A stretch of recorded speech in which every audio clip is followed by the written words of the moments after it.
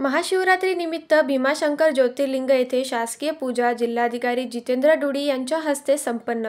श्री क्षेत्र भीमाशंकर येथे प्रतिवर्षीप्रमाणे होणारी शासकीय पूजा संपन्न झाली असून या पूजेसाठी जिल्हाधिकारी जितेंद्र डुडी, जिल्हा परिषदेचे मुख्य अधिकारी गजानन पाटील, माजी मंत्री दिलीपराव वळसे पाटील, आमदार बाबाजी काळे, आमदार सचिन अहिर, आमदार महेश लांडगे आदी मान्यवर प्रमुख उपस्थित होते।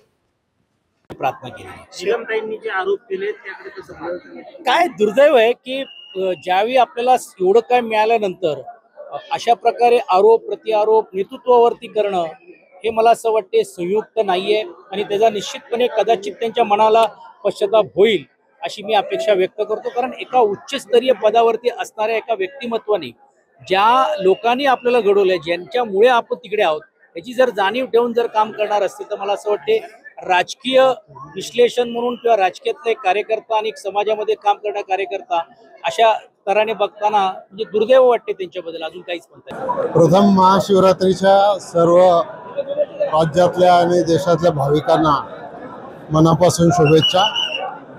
पूजा पार पडली आणि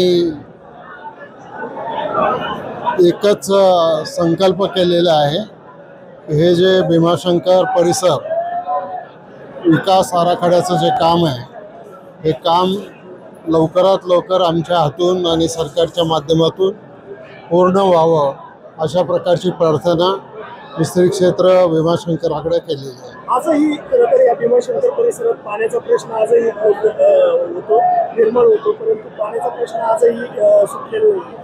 त्याचं कारण आहे, कारण इथं 3 कायदे लागू होतात। एक फॉरेस्टचा कायदा आहे, एक अभयारण्याचा कायदा आहे आणि इको सेन्सिटिव्ह झोनचा कायदा आहे। या 3 कायद्याच्या मुळे ज्या वेगवेगळ्या अथॉरिटीची परवानगी घ्यावी लागते, त्याच्यामध्ये अनेक अडथळे होतात।